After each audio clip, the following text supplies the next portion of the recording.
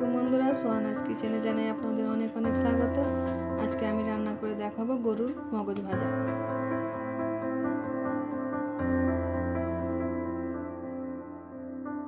চলুন দেখে নিই কী কী উপকরণ লাগবে।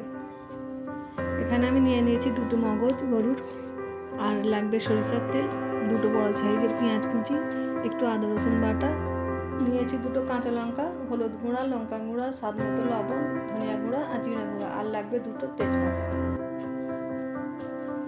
একটা মিক্সিং বোল নিয়ে নিয়েছি, তার মধ্যে এবারে দিয়ে দেবো ধুয়ে রাখা মগজটি।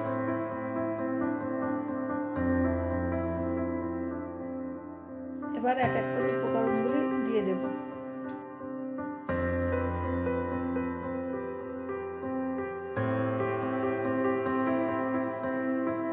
এখানে দিয়ে দিচ্ছি হাফ চামচের একটু কম হলুদ গুঁড়ো,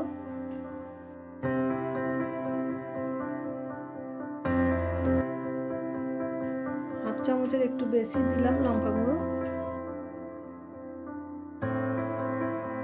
আর হাফ চামচের মতো দেব জিরা গুঁড়ো, আর হাফ চামচের মতো দিয়ে দেবো ধনিয়া গুঁড়ো,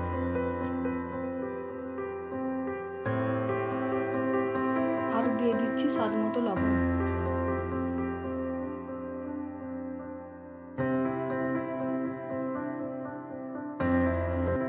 এক চামচ আদা রসুন বাটা দিয়ে দিলাম,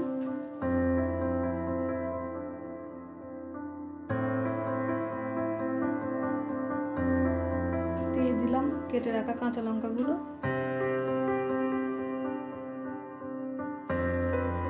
দিয়ে দেবো বেশ কিছুটা সরিষার তেল। সব কিছু এবার ভালো মতো করে হাত দিয়ে মাখিয়ে নেব।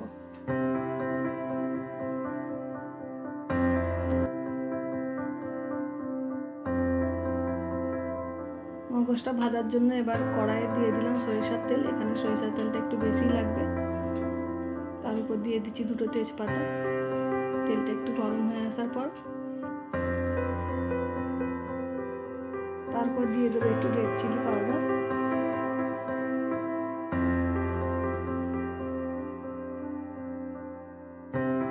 নেড়ে নিয়ে তার উপর দিয়ে দেবো ম্যারিনেট করে রাখা মগজটি।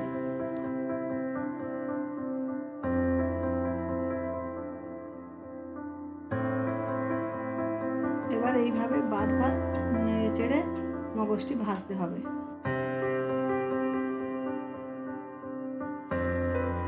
মগজ ভাজাটা কিন্তু একটু ধৈর্য ধরে করতে হবে, বারবার নেড়ে নেড়ে কিন্তু এইভাবে ভাজতে হবে। যখন দেখবেন যে এরকম বাদামি কালার হয়ে এসছে, তখন দেখবেন যে রান্নাটা কমপ্লিট। তাহলে বন্ধুরা, আমার রান্নাটি যদি ভালো লেগে থাকে আমার চ্যানেলটিকে সাবস্ক্রাইব করবেন আর লাইক কমেন্ট শেয়ার করে দেবেন। আল্লাহ হাফেজ।